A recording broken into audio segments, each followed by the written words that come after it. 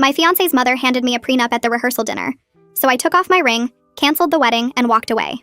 My fiancé Alex's mother, Judith, handed me a prenup at our rehearsal dinner in front of 50 guests and announced that I needed to sign it before tomorrow's wedding. Alex looked confused and asked what she was talking about because we'd already discussed not having a prenup months ago. Judith said she'd taken the liberty of having one drawn up because someone needed to protect her son's interests since he was too blinded by love to think clearly. She said the document was standard and would ensure I couldn't take advantage of the family's money when things inevitably went south.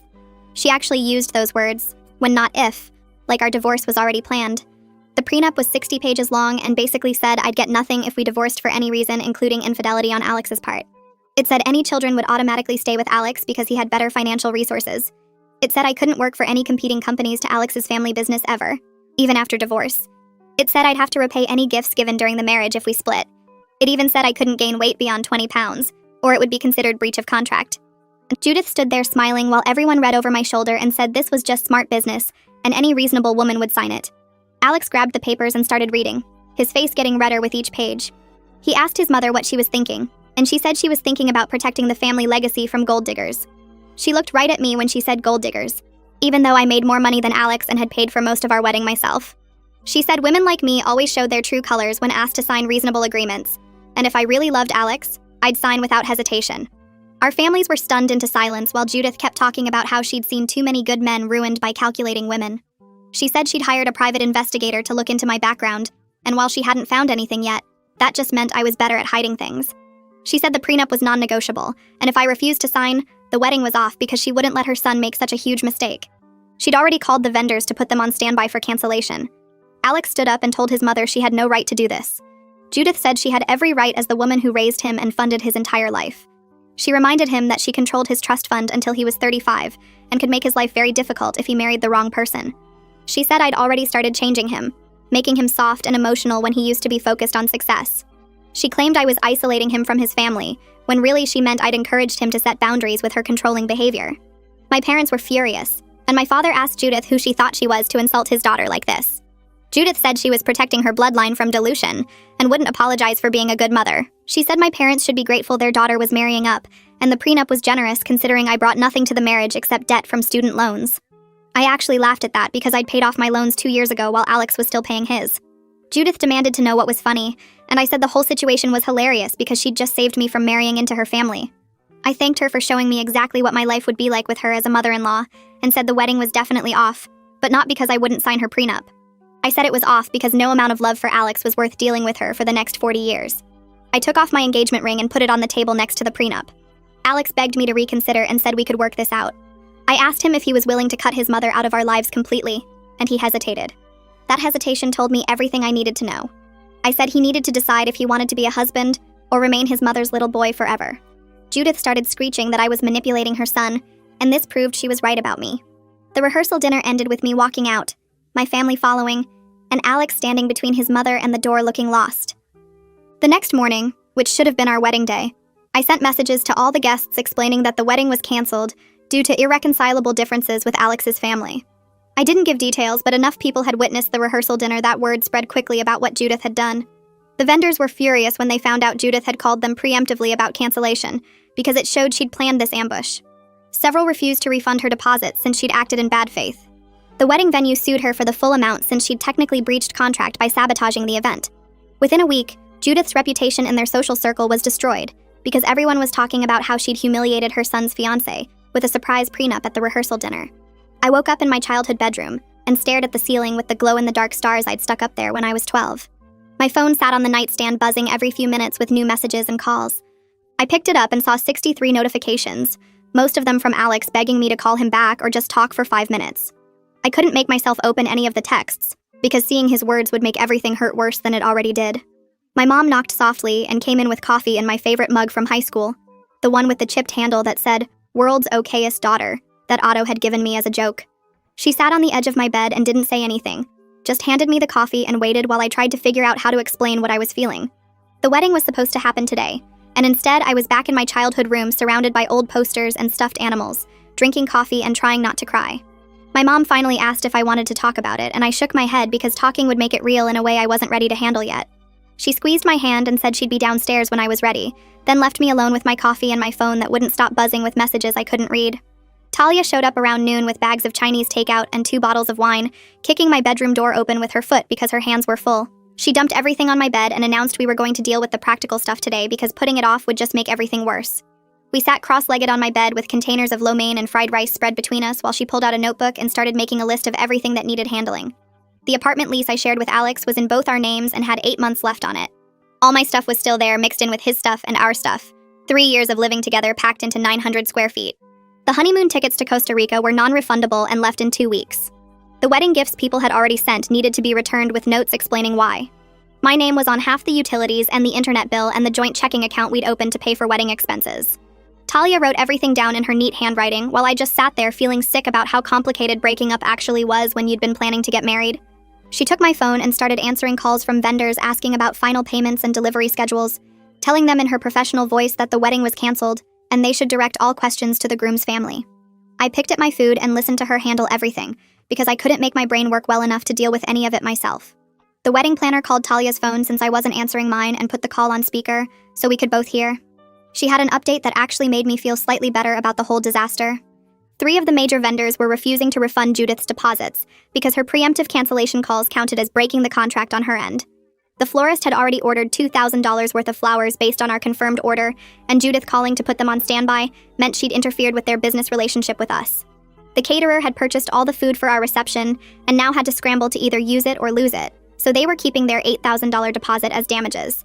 The venue was actually moving forward with a lawsuit against Judith for the full contract amount of $35,000 because she'd basically sabotaged an event she'd legally committed to hosting by calling them before I'd even made my decision. The wedding planner explained that vendors take these contracts seriously, and Judith trying to control the situation before it was actually canceled gave them grounds to refuse refunds. She said she'd never seen anything like it in 15 years of planning weddings. Someone actually calling vendors to threaten cancellation while the bride and groom were still at the rehearsal dinner.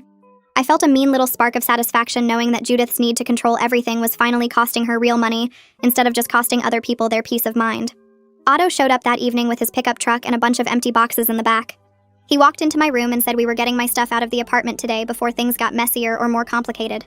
I started to say maybe we should wait or I should talk to Alex first. But Otto cut me off and said waiting would just make it harder, and I needed my things out of there so I could start moving forward. I was grateful he wasn't asking if I was sure about the breakup, or suggesting maybe I should reconsider, or telling me that all couples have problems. He just helped me get dressed in real clothes instead of the pajamas I'd been wearing all day, then drove us to the apartment I'd shared with Alex for the past 2 years. Walking through the door felt wrong because this had been my home, and now it was just a place I needed to get my stuff from as fast as possible. Otto started in the bedroom, pulling my clothes out of the closet we'd shared and folding them into boxes. I packed up the bathroom, sorting through drawers full of mixed-together toiletries and trying not to cry over stupid things like the electric toothbrush we'd bought together or the fancy shampoo Alex always said made my hair smell good. Every shared item reminded me of some moment or conversation or lazy Sunday morning, all these little pieces of a life we'd been building that was just over now. Otto found me standing in the bathroom holding a bottle of body wash and crying, and he took it from my hands and packed it himself while I pulled myself together enough to keep going. Alex came home while we were still packing up the living room, and the look on his face when he saw the boxes almost broke me completely. He stood in the doorway with his keys still in his hand and asked if we could please just talk alone for a minute. Otto looked at me to see what I wanted, and I nodded. So he stepped outside, but I could see him through the window staying close to the door in case I needed him. Alex sat down on the couch and said his mother had agreed to apologize to me and promised to stay completely out of our lives if I'd reconsider calling off the wedding. I sat in the chair across from him instead of next to him and asked if he really believed Judith would keep that promise. He said she'd given him her word and she understood she'd gone too far this time. I asked him if she'd ever kept her word before when she promised not to interfere in his life or his decisions. He got quiet, and I could see him trying to think of an example that would prove me wrong. I asked if he honestly thought his mother would just accept our marriage and leave us alone, or if he thought she'd find new ways to control and manipulate us once we were legally tied together. He said we could set boundaries and make it work if we both tried hard enough. I knew right then that I'd made the right choice, even though it hurt worse than anything I'd ever felt before. Alex couldn't answer my question about whether he believed his mother would really stay out of our lives because deep down he knew she wouldn't. He admitted that Judith had always been controlling and invasive and impossible to stand up to for more than a few weeks before she wore him down. She'd sabotaged his college relationship by convincing his girlfriend's parents he was irresponsible with money. She'd gotten him fired from his first job out of college because she didn't think it was prestigious enough, and called his boss pretending to be concerned about his drinking problem even though he barely drank. She'd made his last girlfriend so miserable with constant criticism and boundary violations that the poor woman had a breakdown and moved to another state. Alex told me all this like he was just explaining facts about his life, not recognizing that these were huge red flags about what our marriage would be like. I said I loved him, but I couldn't marry someone who wouldn't protect our marriage from his mother's interference. I told him he needed to figure out who he wanted to be, a husband who put his wife first, or a son who would always choose his mother's approval over his partner's well-being. He started crying and said that wasn't fair. I was asking him to choose between the two most important people in his life. I said no. His mother was asking him to choose by making it impossible for him to have both a relationship with her and a healthy marriage to anyone. Otto and I finished loading my stuff into his truck while Alex sat on the couch looking destroyed. I found my apartment key on my keyring and held it in my hand for a minute, feeling like I was closing a door on the entire future I'd imagined for myself.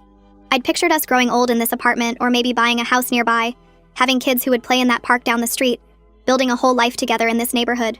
Now I was handing back the key and walking away from all of it because his mother had shown me exactly what that life would actually be like. I gave Alex the key and he took it without saying anything, just looked at me like he was memorizing my face. Otto carried the last box down to the truck and I followed him, closing the apartment door behind me for the last time. My brother drove me back to our parents' house and helped me carry everything up to my childhood bedroom, where it barely fit between my old furniture. I spent that night crying into the same pillow I'd used in high school, the one with the faded floral pattern that my mom had bought me for my 13th birthday. I woke up the next morning and had to face the reality that I needed to find a new apartment and rebuild my entire life from nothing. Work on Monday was awful because several of my coworkers had been invited to the wedding and everyone knew it got canceled. People kept giving me these sympathetic looks in the hallway or the break room, then quickly looking away when I made eye contact like they didn't want to make things worse by acknowledging what happened. Rohit stopped by my desk mid-morning with coffee and said he was sorry things fell apart the way they did. I appreciated that he didn't ask for details or offer advice about relationships or tell me everything happens for a reason.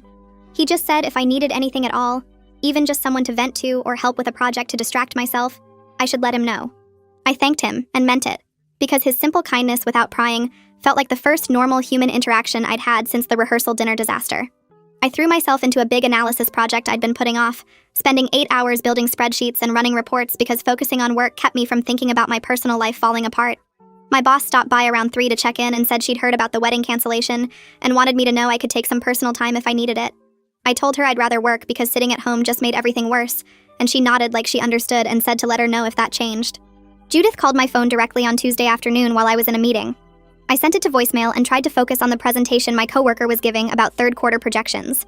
When the meeting ended, I saw she'd left a message and I almost deleted it without listening. Something made me hit play though, maybe just needing to know what she'd say after everything she'd done. Her voicemail managed to be both an apology and an accusation in the same breath. She said she was sorry I took her prenup suggestion so personally, and she was only trying to protect her son from making a mistake.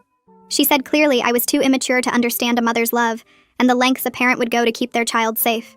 She hoped someday, when I had children of my own, I'd look back and realize she was just doing what any good mother would do.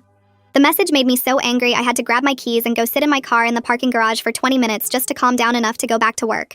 I played the message 3 more times, getting angrier each time at her complete inability to see that she'd done anything wrong. She was apologizing for my reaction to her behavior, not for the behavior itself, which wasn't actually an apology at all. My dad suggested that evening that I should talk to a lawyer about whether Judith's actions caused me any recoverable damages. He pointed out that I'd paid for most of the wedding myself, almost $40,000 between the dress and the venue deposit and the photographer and 100 other expenses. If we could prove Judith deliberately sabotaged the wedding to cause me financial harm, maybe I could recover some of that money. I made an appointment with a lawyer for Thursday afternoon and spent 2 hours going through all my wedding expenses and emails and text messages to document everything. The lawyer was a woman in her 50s with kind eyes who listened to my whole story without interrupting. When I finished, she explained that while Judith's behavior was horrible and cruel, I probably didn't have much legal standing for a lawsuit. I'd have to prove she intentionally sabotaged the wedding specifically to cause me financial harm, not just that her behavior led to the cancellation. Since I was the one who technically called off the wedding by walking out, it would be hard to argue that Judith caused my damages rather than my own choice causing them. The consultation cost me $300 I didn't really have right now with all my wedding expenses already draining my savings, which just added to my anger and frustration about the whole situation. That weekend, Talia picked me up in her car, and we drove around looking at apartments I could actually afford on my own. The first place had mold in the bathroom and a landlord who kept staring at my chest while he showed us around. The second place was nice, but wanted first month, last month, security deposit, and a pet deposit even though I don't have pets, which added up to more than I had in my checking account. The third place was a 1-bedroom on the second floor of an older building with carpet that had seen better days and a kitchen the size of a closet. But the rent was $800 a month and the landlord seemed normal. I filled out the application right there while Talia looked in the cabinets and tested the water pressure. The landlord called my references that same afternoon, and by Monday I had approval to move in on the 1st of next month. I signed the lease in his office and handed over a check for the security deposit that my parents had transferred into my account that morning, and when I walked out with my copy of the lease, I felt like I might throw up. This was real now. This was my apartment, just mine. Proof that the life I'd planned with Alex was actually over, and I was starting from scratch. Talia took me out for ice cream after and told me this was a good thing, even though it didn't feel good yet. That having my own place meant I could build exactly the life I wanted without compromising. I wanted to believe her, but mostly I just felt sad and scared about living alone for the first time in 3 years. 2 weeks after the canceled wedding, my phone buzzed with a text from Alex asking if we could meet for coffee to talk. I stared at the message for 10 minutes, trying to decide if I should ignore it or block his number or what. And then I texted back that we could meet Thursday at 3 at the coffee shop near the library. Part of me knew this was stupid and I should just move on. But another part of me needed to see him one more time. Needed to know if he'd figured anything out, or if he was still the same guy who hesitated when I asked if he'd cut his mother out. Thursday came and I got there 5 minutes early, ordered my usual latte, and sat at a table by the window where I could see him coming. He walked in looking terrible, like he hadn't been sleeping much, with circles under his eyes and his hair longer than he usually kept it. He ordered black coffee and sat down across from me and immediately started talking about how much he missed me, how the apartment felt empty without me, how he kept forgetting I wasn't there and would turn to tell me something before remembering I was gone. I listened without saying much, and watched his hands shake a little when he picked up his coffee cup. Alex told me he'd been setting boundaries with his mother, and she was starting to understand she went too far with the prenup thing. I asked him what boundaries specifically, and he said he wasn't taking her calls every day anymore, and he'd told her she needed to apologize to me. I asked how she responded to that, and he got vague, saying she was processing everything and coming around slowly. I asked if he'd told her he wouldn't have a relationship with her unless she respected his choices, and he said he was working up to that conversation. I asked if he was still working at the family business, and he said yes, but he was thinking about looking for other jobs. I asked if he'd moved out of the apartment his parents helped him pay for, and he said not yet, but he was considering it. Every answer he gave me was soft and conditional, full of words like thinking and considering and working toward, and I realized he was still in the exact same place he'd been at the rehearsal dinner. When I pointed this out, he got defensive and said I wasn't being fair about how hard this was for him, that I didn't understand what it was like to have a mother like Judith, that he was doing the best he could. I said I knew it was hard, but avoiding her calls wasn't the same as setting real boundaries, and thinking about maybe looking for another job wasn't the same as actually reducing his financial dependence on his family. I put my coffee down and looked at Alex and told him I needed him to understand something important. I said I didn't walk away because of one terrible prenup or one awful rehearsal dinner. I walked away. Because when I asked if he'd cut his mother out of our lives completely, he hesitated, and that hesitation told me everything I needed to know about what our marriage would be like. I said he was still hesitating now, still trying to find some middle ground where he could keep both his mother and me happy, and that middle ground didn't exist because his mother would never accept me and would never stop trying to control his life. I said I loved him, but I couldn't marry someone who wouldn't protect our relationship from his mother's constant interference, and until he was ready to make real changes and not just talk about maybe making changes someday, we didn't have a future together. He looked like I'd hit him and said he was trying so hard, and it wasn't fair that I was giving up on him. I said I wasn't giving up on him. I was choosing myself, and those were two different things. We sat there in silence for a few minutes, and then he asked if there was anything he could do to change my mind. And I said no, not unless he was ready to cut his mother out completely starting today, and we both knew he wasn't ready for that. He walked out looking destroyed, and I sat there alone finishing my coffee and feeling completely drained, like that conversation had taken every bit of energy I had left. Moving day came, and Otto showed up with his truck to help me transport my stuff to the new apartment. Most of what Alex and I had collected together stayed with him because it was his family's furniture, or things his mother had bought for us, which meant I was moving in with just my clothes, my books, my laptop, and a few kitchen items I'd brought to the relationship. The apartment looked empty and depressing with just my boxes stacked in the corners, and no furniture except the cheap bed frame I'd ordered online. Otto helped me assemble a bookshelf from the discount store and a small table with 2 chairs, and Talia showed up later with some throw pillows and a plant and a framed print for the wall to make it feel less like a prison cell. That first night, I sat on the floor eating pizza straight from the box because I didn't have a couch yet, and I looked around at my sad little apartment and wondered if I'd made a huge mistake throwing away a relationship over family drama. Maybe I should have tried harder to make it work with Alex. Maybe I should have been more patient while he figured out how to deal with his mother. Maybe I was being too harsh expecting him to choose between us. The thoughts spiraled in my head until I felt sick, and had to remind myself that his hesitation at the rehearsal dinner had told me everything I needed to know. That I deserved someone who would choose me without hesitating. That being alone was better than being in a relationship where I'd always come second to his mother. 3 weeks after the canceled wedding, my mom forwarded me a social media post from someone named Carol Winters, who was apparently one of Judith's close friends. The post didn't name me directly, but it was obviously about me, talking about entitled young women these days who don't appreciate generous families and make impulsive decisions that ruin good men's lives. It said some women only care about money and status, but when asked to sign a reasonable prenup, they show their true colors and run away. The post had dozens of comments from other people in Judith's social circle, all agreeing and sharing similar stories about gold diggers and ungrateful women who didn't know a good thing when they had it. I read through the comments feeling my face get hot with anger and shame, seeing strangers discuss my failed relationship like they knew anything about what happened. My mom called right after she sent it and said she was furious that these people were spreading lies about me, and I said I was more than furious. I was humiliated that Judith was running a whole reputation campaign to make me look bad. Talia spent that evening finding more posts from Judith's friends, all saying basically the same thing without using my name. They painted me as a gold digger who walked away when asked to sign a reasonable prenup, completely ignoring the fact that I made more money than Alex and had paid for most of our wedding myself. One post talked about women who manipulate men by pretending to be independent, but really just want access to family money. Another post said young women today don't understand commitment and bail at the first sign of difficulty. The comments were even worse, full of people I'd never met agreeing that women like me were destroying good men and families. I showed Talia a post that had over 100 comments, and she said these people were trash and their opinions didn't matter, but it was hard not to feel the sting of having strangers believe lies about me. The worst part was knowing the truth didn't matter to these people because they'd already decided Judith was right, and I was wrong, and nothing I could say would change their minds about me. My first therapy appointment happened on a Tuesday afternoon, and I spent an hour telling this woman I'd never met about the rehearsal dinner disaster, and the canceled wedding, and now the social media campaign. She listened without interrupting, and then asked how I was handling my anger about the posts. I said I was furious and humiliated and wanted to respond publicly to set the record straight. She pointed out that I couldn't control what Judith said, or what her friends believed, but I could control whether I engaged with it, or let it eat me alive. She said responding publicly would just feed the drama and give these people more ammunition to use against me. I knew she was right, but it still made me angry that I had to take the high road while Judith got to trash my reputation with lies. We talked about healthy ways to process anger, and she suggested I write out everything I wanted to say to Judith and her friends, but not send it. Just get it out of my system.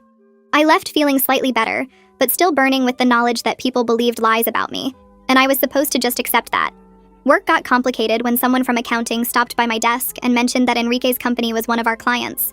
She asked if it was weird working on accounts connected to my ex's family, and I said I wasn't working on that account.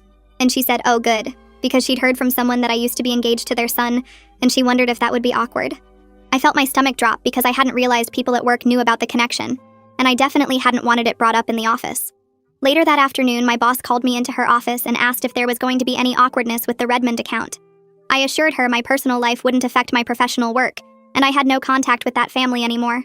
She seemed satisfied, but said she needed to know if any issues came up because we couldn't afford to lose a major client over personal drama. I walked back to my desk feeling exposed and vulnerable in a place where I used to feel competent and secure, knowing that my failed relationship was now part of my professional reputation. A month after the canceled wedding, I was at the grocery store loading vegetables into my cart when someone said my name.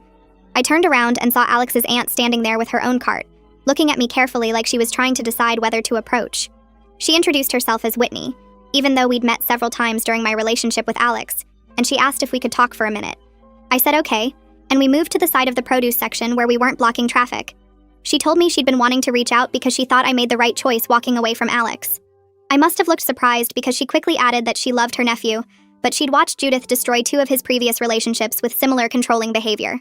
She said one girlfriend from college had been driven away when Judith convinced the girl's parents that Alex was irresponsible with money, and another girlfriend from a few years ago had ended things after Judith showed up at her workplace to lecture her about proper behavior. Whitney said she'd watched Alex become less and less able to make his own decisions over the years, and the rehearsal dinner situation was just Judith's latest attempt to control who her son married and how he lived his life. Whitney pulled a business card from her purse and wrote her cell number on the back. She said I should call her if I wanted to talk more about any of this, and she meant it. Not like those fake offers people make when they're being polite.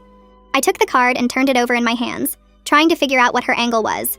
She was married to Judith's brother, which made her part of that family even if she seemed sympathetic to me. I thanked her and said I'd think about it, then watched her push her cart toward the checkout lanes while I stood there holding vegetables I'd forgotten I was buying. 3 days went by before I texted Whitney's number. I kept picking up my phone and putting it down again, wondering if this was a trap or if Judith had sent her to gather information. But I was also curious about what she knew, and honestly I needed to understand if what happened at the rehearsal dinner was normal for that family, or if it was as crazy as it felt. We agreed to meet at a coffee shop near my office on Thursday afternoon. I got there first and picked a table in the back corner where we could talk without being overheard. Whitney arrived exactly on time carrying a large folder that she set on the table between us. She ordered a latte and I got tea, and then she opened the folder and started pulling out printed Facebook posts and old photos. She said she'd been documenting Judith's behavior for years because she thought someone needed to keep a record of it. The first story she told me was about a girl named Rebecca, who dated Alex in college. Rebecca came from a normal middle-class family and was studying engineering on a scholarship. Judith decided Rebecca wasn't good enough for her son and started a campaign to break them up. She called Rebecca's parents and told them Alex was failing his classes and doing drugs, which was completely made up. She said Alex was going to lose his trust fund, and Rebecca would end up supporting him financially if they stayed together.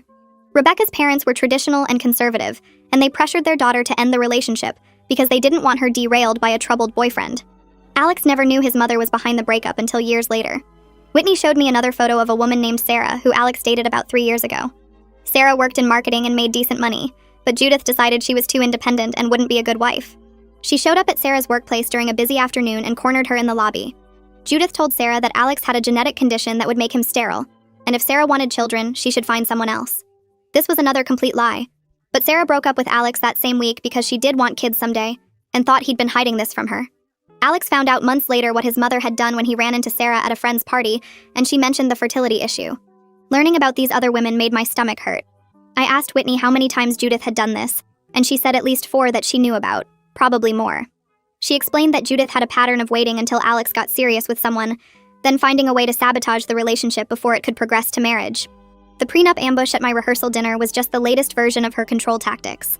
Whitney said she thought Judith picked the rehearsal dinner specifically because it was public and humiliating, designed to make me walk away so Alex would see me as the one who abandoned him. I felt this weird mix of validation and sadness. Validation because it proved I wasn't overreacting or being too sensitive about what happened. Sadness because Alex had been dealing with this his whole life and probably didn't even realize how abnormal it was. Whitney confirmed that by telling me about Alex's childhood. She said Judith controlled everything from what sports he played, to what friends he could have over, to what colleges he could apply to. His father, Enrique, just went along with whatever Judith decided because it was easier than fighting with her. Alex grew up thinking this was normal parenting, that mothers were supposed to manage every aspect of their sons' lives. Whitney leaned forward and said something that really stuck with me. She said she wasn't telling me all this to convince me to go back to Alex. She said she was telling me so I would understand that what happened wasn't my fault, and it wasn't really Alex's fault either. It was the result of decades of dysfunction, and a family system where Judith's control went unchallenged. She said Alex never learned how to set boundaries with his mother because his father never modeled that behavior. Enrique had basically checked out of confronting his wife years ago, and their marriage was more like a business arrangement where Judith made all the decisions and Enrique funded them. I asked Whitney why she was telling me all this now, and her answer surprised me. She said she felt guilty for not speaking up at the rehearsal dinner when Judith ambushed me. She'd been shocked into silence like everyone else, but afterward she kept thinking she should have said something to support me, or at least pulled Alex aside privately to tell him his mother was out of line. She said she'd watched Judith destroy too many of Alex's relationships, and she was tired of being a silent witness to it. Her honesty made me like her, and I started to think maybe she really was trying to help, rather than spy for Judith. We talked for almost 2 hours that afternoon. Whitney shared more stories about family dynamics and how Judith manipulated situations to maintain control. She told me about holidays where Judith would create drama if things didn't go exactly her way, about how she'd threatened to cut Alex off financially multiple times when he tried to make independent decisions. She showed me text messages where Judith berated Alex for minor things like not calling her every single day or choosing to spend time with friends instead of family dinners. By the end of our conversation, I understood that Alex was trapped in a system he didn't know how to escape. 6 weeks after the canceled wedding, I was in my new apartment on a Saturday morning making breakfast when someone knocked on my door. I wasn't expecting anyone and I was still in pajamas, so I checked the peephole before opening it. Alex stood in the hallway holding a coffee cup and looking nervous. He was dressed better than he'd been at our coffee meeting weeks ago, wearing actual jeans and a nice shirt instead of the rumpled clothes he'd had on before. I stood there for a minute trying to decide if I should open the door, then finally unlocked it and let him in. He apologized for showing up without calling first, and said he'd been working up the courage to come by for days. I gestured for him to sit on my couch, and I took the chair across from him, keeping physical distance between us. He set the coffee on my table and started talking about therapy. He said he'd been going twice a week for the past month, working specifically on his relationship with his mother and learning to set boundaries. He talked about how his therapist had helped him see patterns in his behavior, how he'd always prioritized his mother's feelings over everyone else's, including his own. He said he finally understood what I'd been trying to tell him at the rehearsal dinner about choosing between being a husband and being his mother's son. Alex spent almost an hour telling me about the work he'd been doing. He'd made a list of all the times his mother had interfered in his life and relationships. He'd practiced saying no to her in therapy sessions. He'd even confronted her about the prenup ambush and told her it was unacceptable. He said his mother hadn't taken it well, and they'd had a huge fight where she accused him of being brainwashed by therapy and ungrateful for everything she'd done for him. But he'd held firm and told her he wouldn't have a relationship with her unless she apologized to me and respected his choices going forward. The part that really got my attention was when he said they hadn't spoken in 2 weeks. He told me this was the longest he'd ever gone without talking to his mother, and it was hard, but also necessary. He looked at me with this hopeful expression and asked if there was any chance we could try again. Not jump back into being engaged, but maybe start over with dating and rebuilding trust. He said he genuinely believed he'd changed, and he understood now what had been wrong before. I could see he meant it, that he really did think he'd made progress and fixed the problems that broke us up. I told him I needed time to think about it, which was true. But even as I said it, I was noticing things about his story that bothered me. All his talk about setting boundaries was about what he'd told his mother, not about what he'd actually done to restructure his life. He was still working at the family business, still financially dependent on his trust fund that she controlled, still living in an apartment his parents owned. He hadn't made any concrete changes that would make his boundaries sustainable long-term. It felt like he'd made emotional progress in understanding the problem, but he hadn't made practical progress in solving it. After Alex left, I sat on my couch for a while just processing everything he'd said. Then I called Talia, because I needed to talk it through with someone who knew me well enough to ask hard questions. She came over that evening with Thai food and wine, and I told her about Alex's visit and his request to try again. She listened carefully while I explained all the therapy work he'd been doing and how he seemed genuinely different. Then she asked me the question I'd been avoiding asking myself. She said I needed to figure out if I actually wanted to get back together with him, or if I just missed having a partner and felt guilty about his pain. I didn't have a good answer for her, which probably was an answer itself. I told her I needed more time to think before making any decisions. Talia said that was smart and reminded me that I didn't owe Alex anything just because he was working on himself. She pointed out that him doing therapy was great for him regardless of whether we got back together, and I shouldn't feel pressured to give him another chance just because he was making changes he should have made years ago. We spent the rest of the evening watching bad movies and not talking about Alex, which was exactly what I needed. 2 months after the canceled wedding, my company's annual review cycle happened. I met with my boss and got excellent marks across the board in every category. She said my work had been consistently strong and she was impressed by how I'd handled some difficult client situations. The positive review reassured me that the Redmond family connection hadn't hurt my professional reputation the way I'd worried it might. Later that week, Rohit stopped by my desk and mentioned something that made my blood boil. He said he'd heard through the office gossip network that someone from the Redmond account had tried to make negative comments about me to my boss. Apparently they'd called and said I had personal issues that might affect my work quality. My boss had shut it down immediately and told them my personal life was completely irrelevant to my professional performance. She'd also apparently told them that if they had concerns about any employee, they needed to go through proper HR channels, not make vague accusations and phone calls. I was grateful for that protection, but furious that Judith was now trying to sabotage my career on top of everything else she'd done. I decided to be proactive about the reputation damage instead of waiting to see what other problems Judith might cause. I scheduled lunch with 3 coworkers who'd been invited to the wedding, people I worked with regularly who might have heard rumors or wondered what happened. Over salads and sandwiches, I gave them a brief professional version of what went down. I explained that Alex's mother had presented an unacceptable prenup at the rehearsal dinner, with terms I couldn't agree to, and I'd decided I couldn't marry into that family dynamic. I kept it factual and unemotional, focusing on the incompatibility rather than attacking Judith or making myself look like a victim. Most of them were supportive and understanding. One woman shared her own story about a difficult mother-in-law who'd made her early marriage really hard.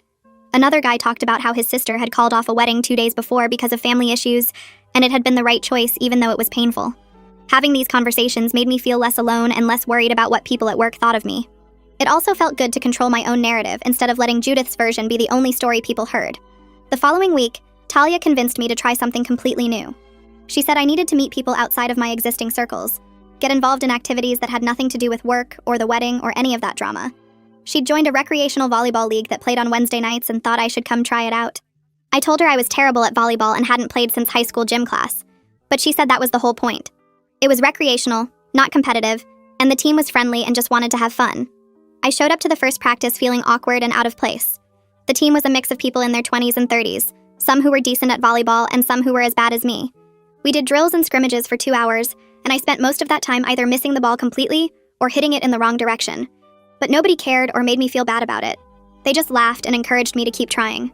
By the end of the practice, I was sweating and tired and my arms hurt, but I also felt good in a way I hadn't felt in months. For 2 hours, I'd just been a person playing a game, not someone processing a canceled wedding or dealing with family drama. It was exactly what I needed. I kept going to volleyball practice every week, and by the third session, I was starting to get the hang of serving without hitting the ball into the net. The team welcomed me like I'd been there forever, and nobody asked about my personal life or why I suddenly had so much free time on Wednesday nights. One of the guys on the team invited everyone out for drinks after practice, and I went along, feeling like maybe I could be a normal person doing normal things again. We sat at a bar talking about nothing important, and I realized I was laughing at jokes and not thinking about Alex or the wedding for whole stretches of time. It felt like progress, even though I knew I still had a long way to go before I'd really moved on from everything that happened. 10 weeks after the canceled wedding, a thick envelope arrived at my apartment with a law firm's return address I didn't recognize. I opened it standing in my kitchen and found a formal letter on expensive letterhead, demanding that I return various gifts the Redmond family had given me during my relationship with Alex. The letter included an itemized list that made my blood pressure spike as I read through it. They wanted back the diamond earrings Judith gave me for my birthday, a pearl necklace from Christmas 2 years ago, the laptop Enrique gave me. When mine died last year, a designer handbag Alex bought me for our anniversary, and several other items totaling about $15,000 according to their calculations.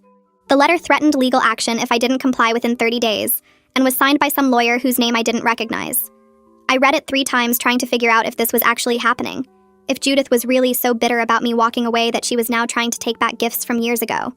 The letter made it clear this was her new strategy for punishing me since she couldn't control Alex anymore, or force me to sign her terrible prenup. I put the letter down on my counter and just stood there feeling a mix of rage and disbelief that she was still coming after me months after I'd already walked away from her son and her family. I called my lawyer the next morning and read her the entire letter over the phone. She asked me to scan it and send it to her office so she could review the specific language and the list of items they were demanding back. I spent my lunch break at work dealing with this instead of actually eating, scanning documents at the office printer while trying not to let my coworkers see how stressed I was. My lawyer called me back that afternoon and explained that legally, gifts given during a relationship generally don't have to be returned unless they were explicitly conditional on marriage. She said the engagement ring would normally be returned since it's a conditional gift, but I'd already given that back at the rehearsal dinner in front of 50 witnesses.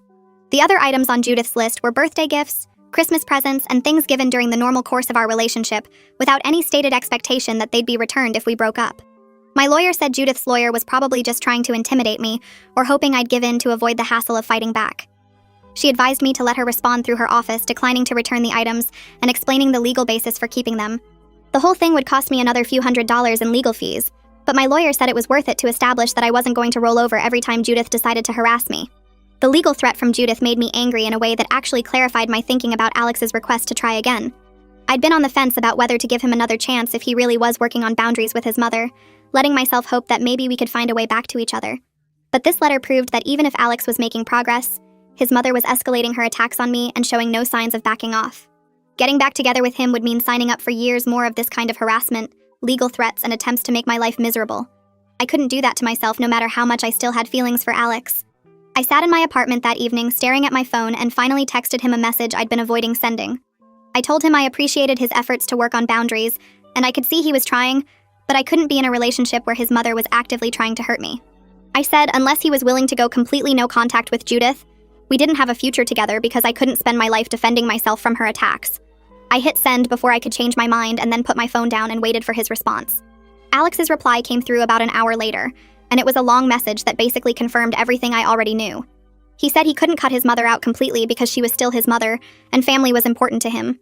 He wrote several paragraphs about how he understood why I was upset, but I was being unreasonable to demand he choose between us. He said he was hurt that I wouldn't acknowledge the progress he'd made in therapy and setting boundaries. He reminded me that he'd stood up to her multiple times since the rehearsal dinner and was working really hard to change their relationship. His message made it clear that he wanted me to accept a version of him that included his mother's presence in our lives, just with better boundaries than before. He thought that should be enough and couldn't understand why I needed him to go completely no contact. Reading his response made me sad, but also relieved because it proved I was making the right choice.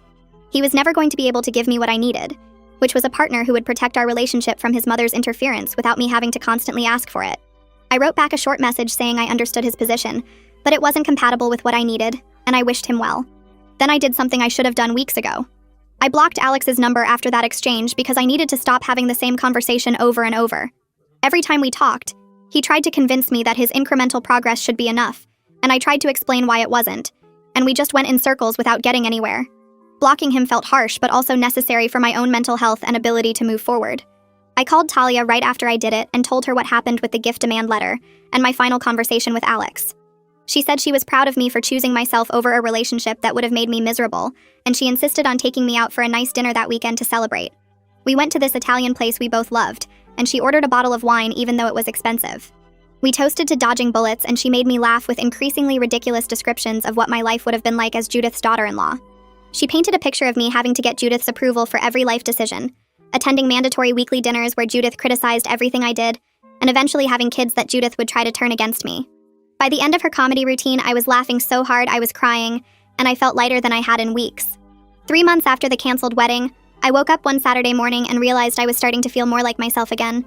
My apartment felt like home now that I'd decorated it with things I actually liked instead of compromising with Alex's taste. I'd established routines that were entirely mine, like making elaborate breakfasts on weekends and doing yoga in my living room before work. My job was going well, and my boss had pulled me aside the previous week to say I was considered for a promotion to senior analyst. The promotion would come with a significant raise and more responsibility, and I was excited about it in a way I hadn't been excited about anything in months. I was still processing grief and anger about how everything went down with Alex and his family, but I was also building a life that was fully mine without compromise. I didn't have to check with anyone about my plans or worry about whether my choices would upset Judith or cause problems with Alex. It was lonely sometimes, but it was also freeing in ways I hadn't expected. Whitney texted me out of the blue one afternoon asking how I was doing. I hadn't heard from her in a few weeks and was surprised she was reaching out. She said Judith's lawyer had contacted her asking her to provide a statement about gifts she'd witnessed the family giving me over the years. Whitney told me she'd refused and told the lawyer she thought the whole thing was petty and vindictive. She warned me that Judith was apparently obsessed with the idea that I'd somehow taken advantage of her family, and she wasn't going to let this go easily. Whitney said she'd heard through family gossip that Judith was telling everyone I was a gold digger who'd manipulated Alex and stolen from the family when I left. The fact that none of that was true didn't seem to matter to Judith or the people who believed her version of events. I thanked Whitney for the heads up and for refusing to help Judith build a case against me. It meant a lot that at least one person in Alex's family could see how wrong this all was. 2 weeks later, another letter arrived from Judith's lawyer, and this one was even worse than the first. They were escalating the threats and adding new claims that I'd damaged property in the apartment I shared with Alex when I moved out. The letter listed scratches on hardwood floors, marks on walls, and missing items from the kitchen that they claimed I'd taken. I was so angry I could barely see straight because every single claim was a lie. Otto had helped me move out carefully, and he'd taken photos of every room showing everything in perfect condition specifically because I was worried something like this might happen. I forwarded the letter to my lawyer along with all of Otto's photos, and she responded within a day. She sent a letter back to Judith's lawyer with the photos attached, showing everything in perfect condition, and she added that if Judith continued this harassment, we'd pursue a restraining order and file a countersuit for intentional infliction of emotional distress. My lawyer said the legal posturing was exhausting and expensive for everyone involved, but we needed to show Judith that I wasn't going to back down. Each letter cost me more money I didn't really have to spare, but my lawyer assured me it was worth it to establish boundaries. My therapist helped me work through my feelings about being trapped in this ongoing conflict with Judith, even though I'd walked away from Alex months ago. I told her I felt like I couldn't escape the Redmond family no matter what I did, that Judith was determined to make me pay for rejecting her son and her control. My therapist pointed out something that actually helped me reframe the whole situation. She said Judith's continued attacks were proof that I'd made the right decision about walking away. This was who Judith was, and what my life would have been like if I'd married Alex. The only difference was that now I was dealing with her harassment as a free person, instead of as her trapped daughter-in-law. That perspective helped me feel less like a victim, and more like someone who'd successfully escaped a bad situation. I started seeing the legal letters and threats as confirmation that I'd dodged something terrible, rather than as punishment for a choice I regretted. I started casually dating someone I met through volleyball, and it felt good to remember I was capable of connecting with new people. His name was Noah, and he was funny and easy to talk to, and he knew absolutely nothing about my canceled wedding or the Redmond family drama. I liked being able to just be present in the moment with him, without all that baggage weighing me down. We went to movies and tried new restaurants and played volleyball together twice a week. It wasn't serious, and we both knew that, but it helped me see that there was life after Alex and I didn't have to be defined by that failed relationship forever. Noah made me laugh and didn't ask complicated questions about my past, and that was exactly what I needed right now, while I was still healing from everything that happened. I was sitting at my desk 3.5 months after the wedding got canceled when my lawyer called. She sounded almost cheerful when she told me Judith had dropped the gift return demand. Her own lawyer apparently advised her that she had no legal standing, and continuing would just cost her money in legal fees she'd never recover. I thanked her and hung up, feeling this weird mix of relief and suspicion. It was a small victory, sure, but I was cynical enough to wonder what Judith's next move would be. People like her didn't just give up because a lawyer told them they were wrong. They pivoted and found new ways to make your life difficult. I saved the email confirmation from my lawyer and added it to the growing file of documentation about Judith's behavior. The file was getting pretty thick at this point. 2 weeks later, my boss called me into her office and I had that instant stomach drop thinking something was wrong. Instead, she smiled and told me I was promoted to senior analyst. The raise was significant, enough that I could actually start rebuilding my savings after the wedding disaster had drained them.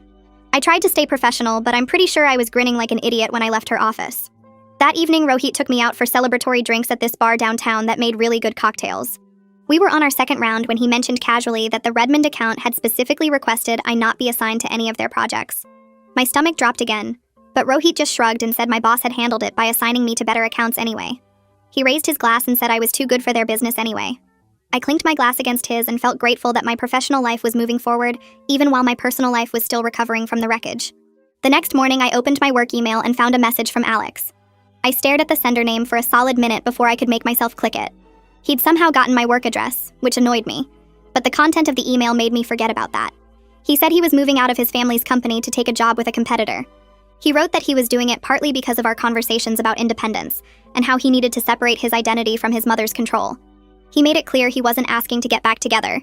He just wanted me to know I had an impact on his life, and he was trying to become the person I needed him to be. I read the email 3 times, and each time it made me sadder. It was probably too late for us. Too much damage had been done and too much time had passed. But I was glad he was making changes for himself, even if those changes came too late to save what we had. 4 months after the canceled wedding, my mom called me at work sounding shaken. Judith had shown up at my parents' house demanding to speak with my father. My heart started racing and I asked if she was okay. Mom said Dad had handled it by telling Judith she wasn't welcome on their property, and if she didn't leave, he'd call the police. Judith had left, but not before shouting that I ruined her son's life, and she'd make sure everyone knows what kind of person I really am. My dad was shaken by the confrontation, which made me furious because he was in his 70s and had a heart condition. I felt guilty that my choices were affecting my family like this. I told Mom I'd come over after work and we'd figure out what to do next. That night, I sat at my kitchen table with my laptop and started writing. I documented everything that had happened, starting with the prenup ambush at the rehearsal dinner. I wrote about the social media campaign where Judith and her friends spread lies about me being a gold digger. I detailed the legal harassment with the gift return demand. I included the workplace interference where the Redmond account tried to get me removed from projects. And now I added Judith showing up at my parents' house making threats. It took me 3 hours to write it all down with dates and specific details. The next morning, I sent it to my lawyer, who called me back that afternoon. She reviewed everything and said if Judith did anything else, we had a strong case for a restraining order. Just having that option documented made me feel more in control of a situation that had felt completely out of control for months. 2 days later, Whitney called me. She apologized for her sister-in-law's behavior at my parents' house before I could even say hello.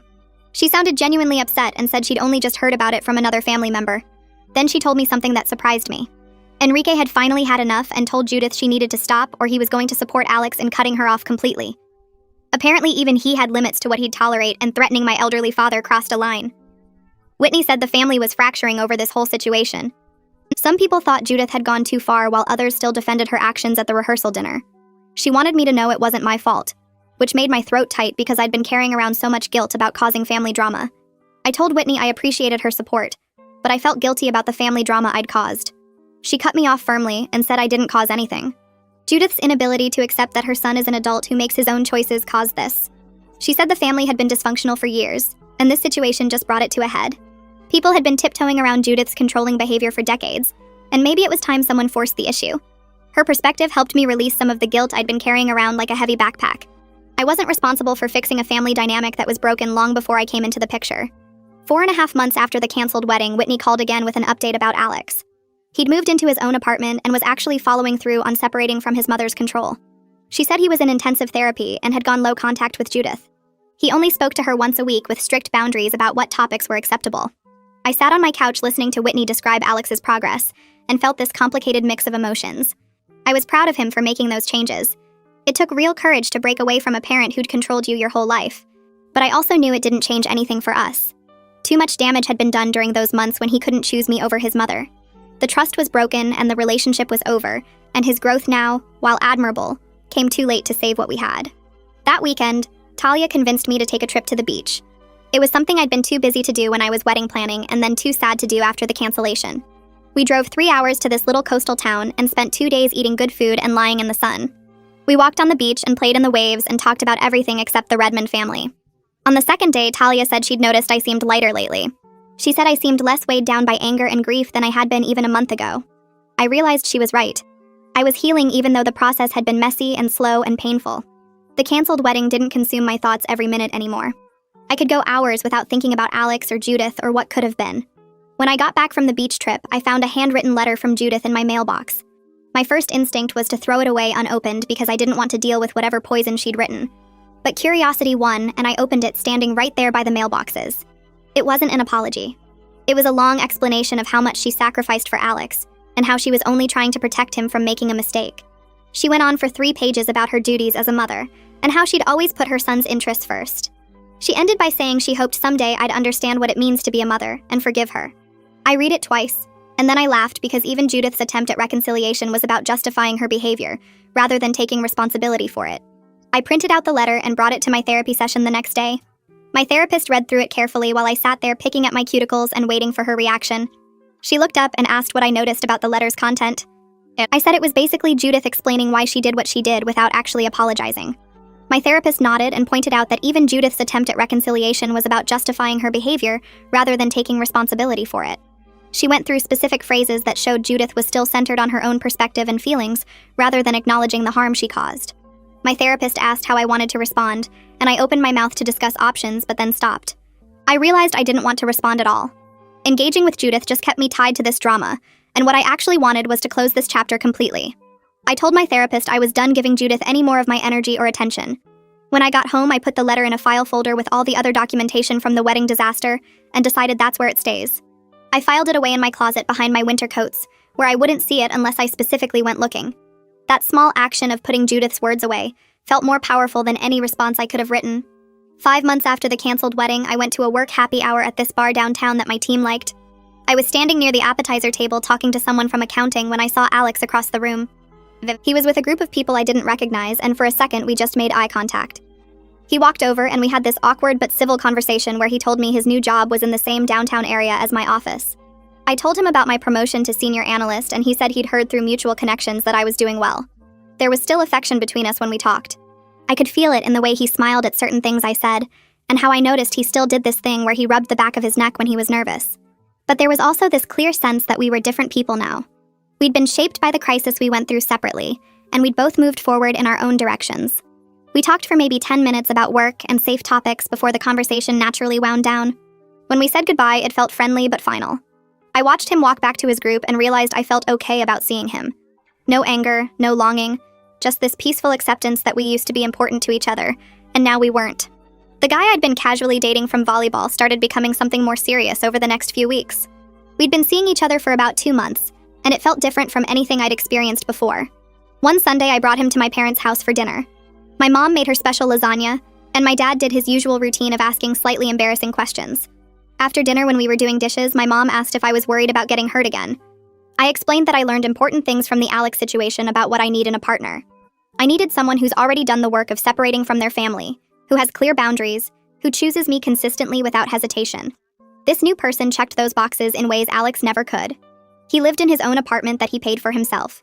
He had a normal relationship with his parents where they respected his decisions, and when his mom had made a comment about us moving too fast, he'd shut it down immediately. My dad nodded and said he seemed like a good guy. My mom hugged me and said she was glad I hadn't let what happened with Alex make me afraid of trying again.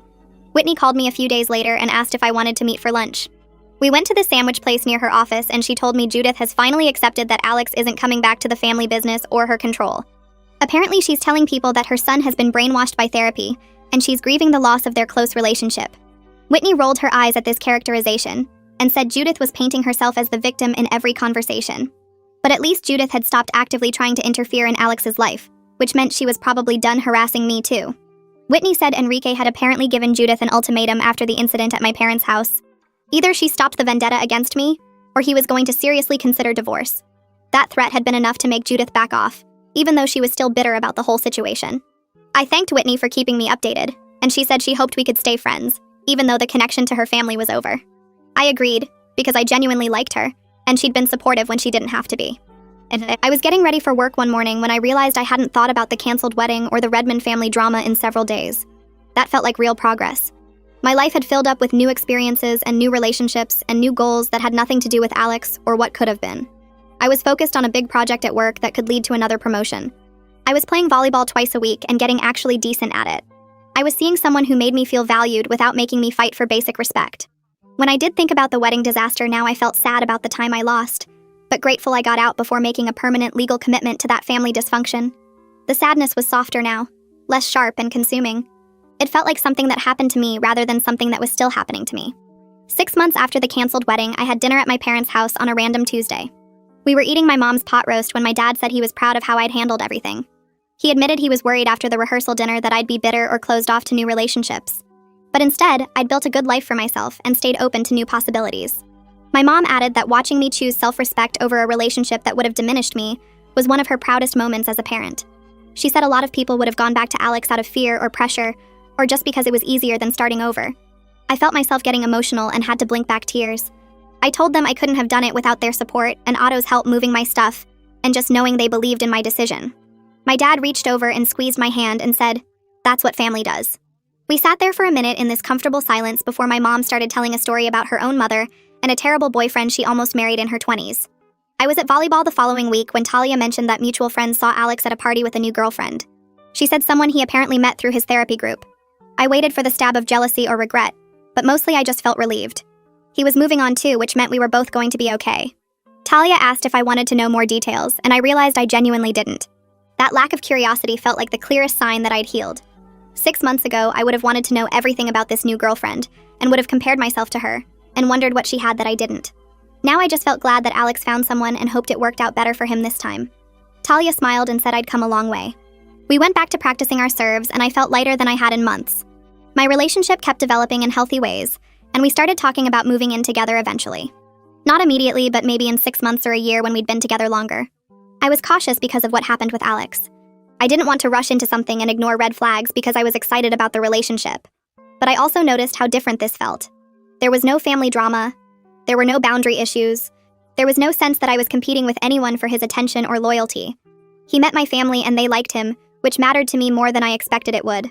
Otto pulled me aside after one dinner and said this guy seemed solid and way better than Alex ever was. My brother's approval meant something because Otto had seen me at my worst after the canceled wedding and knew what I'd been through.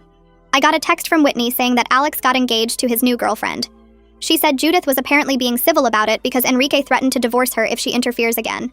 Whitney added that she hoped I was doing well, and she was grateful our paths crossed even under difficult circumstances. I wrote back wishing Alex happiness and meaning it. We weren't right for each other, but I hoped he found someone who fits better with his family situation, or maybe someone whose presence finally made him strong enough to set real boundaries with his mother. Either way, it wasn't my problem anymore, and I felt genuinely happy for him. That ability to wish him well without bitterness felt like the final piece of healing I needed. 6 months after the canceled wedding, I was sitting in my apartment working on a presentation for work. It was a regular Wednesday evening, and I had the windows open because the weather was nice. I looked up from my laptop and around my apartment at the life I'd built, the furniture I'd picked out myself, the photos on the walls from the beach trip with Talia and family dinners and volleyball games, the quiet space that was completely mine without compromise. I realized I was genuinely happy. Not in a dramatic everything is perfect way, but in a quiet, stable way where my life felt like it was mine, and I was building something real. The canceled wedding was devastating when it happened. Walking away from Alex hurt more than almost anything I'd experienced. But it led me to this place where I know my worth and won't settle for relationships that require me to compromise my boundaries. I saved the presentation and closed my laptop, feeling grateful for Judith's prenup ambush in a weird way because it showed me who I was marrying into before I made it legal. I walked into my therapist's office for what we both knew would be our last session. She smiled when I sat down and said she'd been thinking about how far I'd come since that first appointment 6 months ago, when I could barely talk about the rehearsal dinner without crying. We spent the hour reviewing everything I'd worked through, all the tools I'd developed for handling stress and setting boundaries. She told me she was impressed by how I'd handled everything, that walking away from Alex took real courage, surviving Judith's harassment took serious resilience, and rebuilding my life took genuine faith in myself. I thanked her for helping me see that choosing myself wasn't selfish. It was necessary, and she reminded me that I'd done all the hard work. She just helped me see what I was already capable of. When I left her office, I felt ready to keep moving forward without needing that weekly support anymore.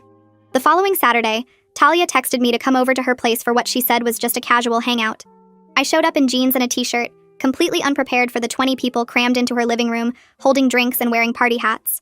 A banner across the wall read, 6 months of freedom, and I started laughing because of course Talia would throw me a party celebrating my canceled wedding. My volleyball team was there, several work friends, and Otto had driven in from 2 hours away. People took turns sharing toasts about my strength and resilience, telling stories about how I'd inspired them to set better boundaries in their own lives. I realized I had this whole community of support that had nothing to do with romantic relationships. People who valued me just for being me. Otto gave a speech about how proud he was of his little sister for knowing when to walk away, for choosing self-respect over a relationship that would have slowly destroyed her. I cried happy tears while everyone cheered, feeling more loved and supported than I'd felt in years. Talia brought out a cake she'd made herself, decorated with little fondant figures of a woman walking away from a church. Everyone gathered around singing while I stood there taking it all in, this life I'd built from the wreckage of my canceled wedding. As I leaned forward to blow out the candles, I thought about how different everything was from what I'd imagined 6 months ago. I wasn't married to Alex, wasn't part of the Redmond family, didn't get the wedding or the future I'd planned so carefully. But I had my self-respect intact, had genuine happiness that didn't depend on anyone else's approval, had a life built entirely on my own terms without compromise.